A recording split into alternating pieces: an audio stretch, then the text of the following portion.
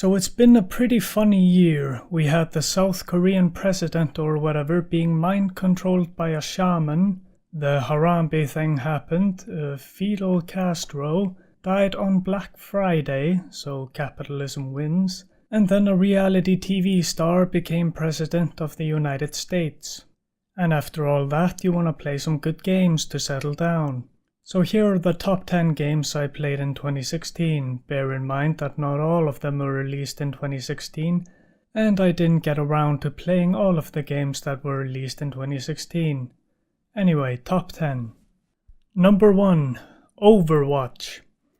This spot was originally gonna go to Titanfall 2, but as I played Titanfall 2 to get the footage for this video, I started thinking about and comparing it to the biggest multiplayer shooter of the year, Overwatch. And I came to the conclusion that Overwatch was just more fun, and that's not to say that Titanfall 2 is a bad game, far from it, but Overwatch I just enjoy more. So why do I enjoy Overwatch? Well, there's the character variety, which is essentially just kit variety, where you can go from someone like Genji if you want to jump around a lot, and then go to Reinhardt if you just want to walk through the map at a brisk pace. And then there's the team aspect. Overwatch encourages teamwork, and you are most likely not going to win a match alone, but you can carry a team. The easiest way to carry a team is being a healer. And it's incredibly satisfying knowing that you won the game because you healed effectively, because you did your job properly in your role. And the shooting is solid, there is gun variety on the characters, and you will have to get used to how the guns work. Like if you keep shooting with Soldier 76 after the third shot, the bullets will become more inaccurate. But even then it's still pretty accurate. I always feel like if I am missing an enemy, it's because of my shitty aim, and not because the gun is a piece of shit. When dealing with a community in Overwatch, you are most likely going to get a good experience. I rarely run into the classic multiplayer asshole, it's mostly just nice people saying GG nice team. And there are a lot of people playing Overwatch. I mean, of course there are. If you can count on Blizzard to do one thing right, it's making a good marketing campaign. And people were falling in love with characters years before the game came out. So Overwatch is probably going to be big for a while. I feel more certain saying that for Overwatch. I don't feel that certainty with Titanfall 2. Anyway, if you are losing in Overwatch, it can be performance, sure. But it's most likely going to be because you aren't playing the right hero, so hero switching is important. Like counterpicking your enemies or complementing your teammates. In conclusion, it's a great game, and if I'm going to play a competitive game with my friends, it's going to be Overwatch. I'll just have to wait and see if Lawbreakers changes that for me. Number 2, Witcher 3 Blood and Wine. I've been waiting for vampires to be cool again, and these be straight brutal motherfuckers. These vampires rip dudes in half. But this is an expansion and not a game, that's not allowed. Well, this is also technically about Witcher 3 the base game, with a strong emphasis on the expansion. So it's kind of more of a good thing, but the big thing here is the new map.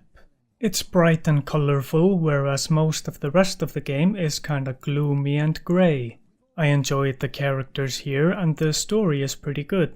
The blood and wine contrast is really fun, like wine would be up on the surface where everything is bright and happy and some merrymaking going around, but the blood would then be you enter a cellar or a cave and there's just blood everywhere and a half-eaten horse, and a little girl starts singing nursery rhymes at you. So if you forgot The Witcher and didn't get the DLCs, then get the DLCs, they're pretty damn good. Number 3, Total War Warhammer. I got super addicted to this, and the reason is that I'm big on RTS games. And especially grand campaigns where you are trying to conquer the land, but Total War is a little different from most RTS games, where you can't really use all your units to divide and conquer by focusing unit by unit. Instead, you will need to use formations, and sometimes you have hero abilities. And some normal units have abilities that can cause damage, so using them is a really good way to shatter the enemy army. And the races are cool and have their own gimmick, like the beastmen and orcs need to keep being in battles to keep their fightiness up. Fightiness is kinda just a grand campaign buff that if you have it in 100%, you will spawn an army that you can set a target for but you can't control. And if your fightiness is low, you will start suffering attrition, which means your units will start dying. So things like that is stuff that will make mastery of a race a little more interesting. And looking at the battle up close is so satisfying, it's so heavy and brutal with the blood and gore pack. And that brings me to the worst part of the game, the DLCs. They should cut 50% off the price tag on all the DLCs, then it would be kinda reasonable. And the blood and gore packs should be free. But nope, Sega doesn't know what that is. Fuck Sega. Number 4, Divinity Dragon Commander. In this one you can be a dragon and wipe out an enemy army on your own. Or you can lead the army and not be a dragon, if you're a pussy. There's also politics, so you can choose policies and get popularity, and that affects your game in some way, I'm sure, but I didn't really notice it because I'm the best dragon. You can also get married to a total of 4 princesses, and when you get tired of your current one, you can sacrifice her to the demon that lives on your ship, which is a pretty funny prank if you ask me.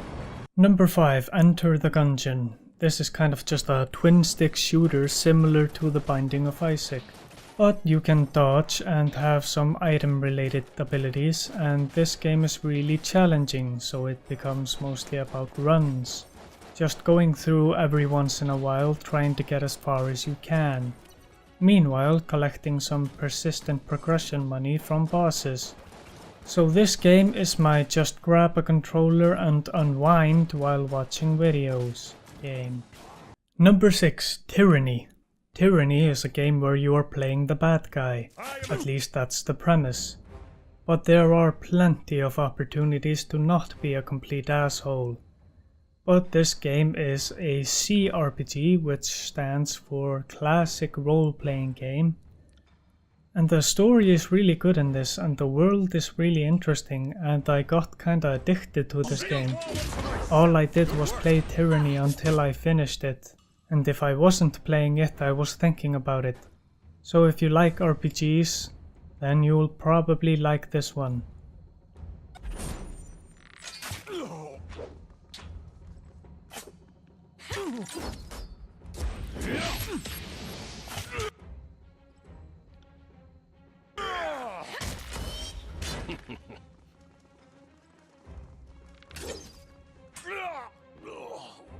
Number 7, Dark Souls 3. You probably already know what you need to know about this game, so I'll just say why I like it. I like the challenge, I like the art design and level design, I love the lore, and it's one of the few games that manages to get my heart racing. It's where you have moments that you are barely fending off 2 tough enemies, and then you see the 3rd enemy coming out of the corner of your eye. And I always feel with every combat scenario that I could win or die. Most likely die because the game loves fucking with you. But it's incredibly satisfying to finally kill the piece of shit asshole boss that made you so angry that you hit your wife, and you finally killed the boss once the divorce was finalized.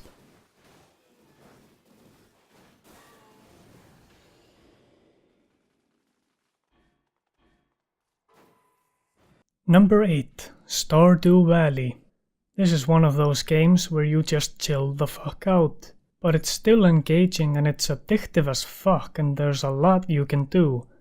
Like make some plants and shit and sell it for money. Harvest minerals from rocks and sell that for money. But you'll have to kill the monsters around the rocks to get peace to harvest. But don't worry, the monsters sometimes drop stuff you can sell for money. Or cut down trees and sell them for money. Or improve your house for money. Money! You can also get married in this. Number 9. Watch Dogs 2. The latest entry on this list is Watch Dogs 2. I barely got to play it in late December, because Watch Dogs 1 left a nasty taste in my mouth, so I was really skeptical about the sequel. But it was a case of doing things right the second time around, and I think the moment that I realized it was a mission in this game where I was supposed to hack some computer inside a guarded place, but what ended up happening is I just used a small driving drone to hack the computer and basically succeeded the mission without ever stepping foot inside the place. Which is what you think of when you think hacker. It's someone that gets inside systems digitally, not physically, unless you are thinking of a social engineer. So social engineers are basically people who go to a business and just say, "Oh hi, I work here," and they get in, or they say something like that. And I highly suggest you watch DEFCON 19 Steal Everything, Kill Everyone, Cause Total Financial Ruin. I will provide a link in the description because the risk of social engineering is a factor that is often overlooked. Plus the DEFCON video is really entertaining. But yeah, Watch Dogs is pretty much the open world formula. But the hacking is way more interesting and dynamic this time around, and as I said, you don't even have to go inside the restricted area to get the thing you want sometimes. And you can clear the place out before you go in, or even start a shootout between gangs or the cops and a gang, which is pretty fucking cool.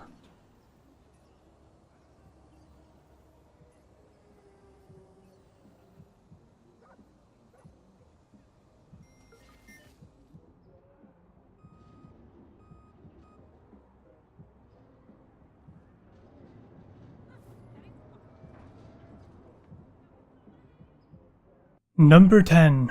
The Dwarves. As soon as I saw that you could throw a goblin off a bridge, that was like, okay, sold, you have my money. The combat is extremely satisfying and enjoyable.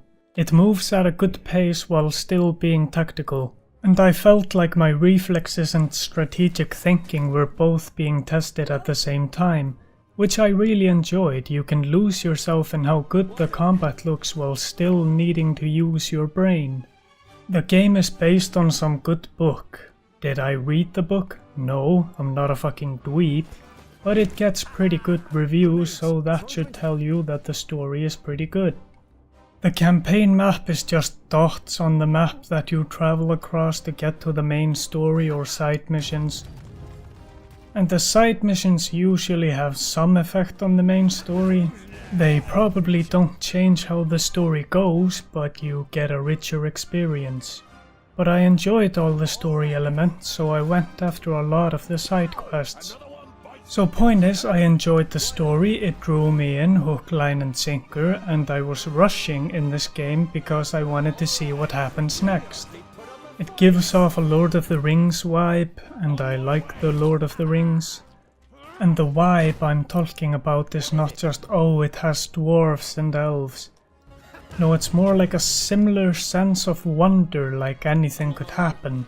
But I really enjoyed the hero gameplay in this, and I want strategy games to have the hero gameplay of this game incorporated in some way. So that it's something like Battle for Middle-earth 2, in which you could take your hero with an army up against another army, and you could shoot lightning at the opposing army and a bunch of their mobs would go flying into the fucking moon. I wish they would just make Battle for Middle-earth 3. So these were my 10 games, and with 2016 I felt a lot of people focused on the negative. And I hope in 2017 people will try to look for the positive things in life. Because the world isn't as shit as you think it is.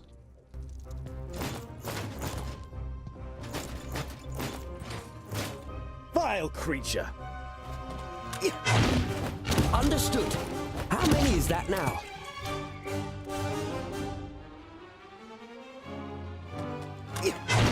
A victory for